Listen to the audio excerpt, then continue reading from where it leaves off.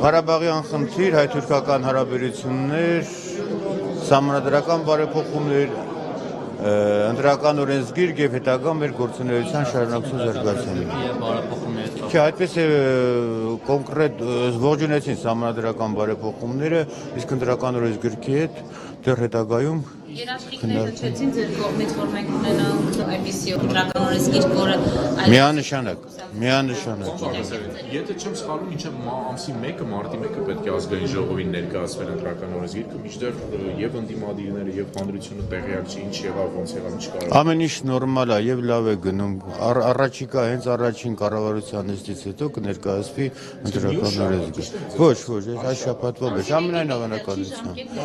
2 օրվա համար, եթե կան տես պատժամիջոցներ, կարող եք կիրառել։ Պարոն Բաղդասարյան, իսկ ԵՀԿ ԺՄԳ-ի գնահատականներից ծանոթ էր Տիկին Մոգերինի եւ խոսք եղավ այդ մասին։ Մենք այդ մասին չխոսեցինք, բայց համոզված եմ, որ Տիկին Մոգերինին բավականին լավ ինֆորմացված է։ Նա ինչ վերաբերմունք ուներ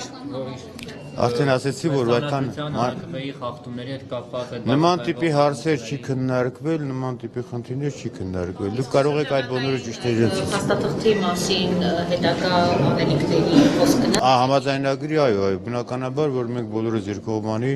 եւ մենք եւ իրենք շահագրգռված ենք, որպեսզի կարողանանք այդ գործընթացը ավելի ակտիվացնել, ավելի զարգացնել եւ դա լինի հարատեվով։ Ճիշտ հասկացանք ձեզ, որ այս շաբաթ արդեն ընտրական օրենսգրքի նախագիծը կներկայացվի հանրության ընդդիմադիրներին։ Ազգային ժողով։ Նախագիծը կներկայացվի։ Ամենայն հավանականությամբ։ Ես չեմ մասնակցում այդ քննարկումներին, դա առանձին աշխատանքային խումբ է, դուք պետք է ճիշտ հասկանաք, ինչպես մնացած բոլոր պատգամավորները։ Պարոն Բաղդասարյան, այդ համաձայնագրի հետ կապված ասոցիացիան համաձայնագրի ինչ Չէ, ասոցիացիան համաձայնագիրը մնաց պատմության գրքում։ Գիտեմ, նկատի ունեմ քաղաքական մասը ստորագրելու հետ կապված որևէ նոր բան ասվեց։ Չէ, այդ մասին այդպես ասած քննարկումներ չեղավ, որովհետև ժամանակը բավականին կարճ էր, ընդհանուր կարճ, ընդհանուր Ղարաբաղյան խնդիր, հայ-թուրքական հարաբերություններ, շրջանակային համաձայնագիր դրան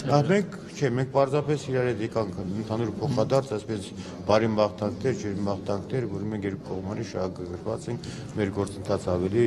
շարունակելու եւ ամրացնելու մեր կապերը Հայաստանի հետ։ Որևէ խոսակցություն չեղավ։ Ոչ, իրենք մռնումով են մոտենում։ Ղարաբաղյան հարցի հետ կապված մենք կողմ միտված ենք մի խմբի ձևաչափի, որ այդ ձևաչափն է, որը կարող է այս խնդրին լուծում տալ եւ մնացած բոլոր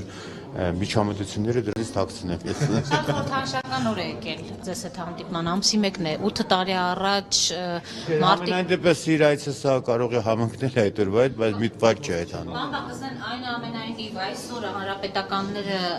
արդյոք ինչու չեն գնում Միասնիկյանի արձանի մոտ, յուրաքանչյուրի համար ինչ օր է, ինչու չի բացառում։ Ես 15 րոպե առաջ եմ Լեռնային Ղարաբաղից մտել Հայաստանի Հանրապետություն եւ անմիջապես եկել եմ ազգային ժողով։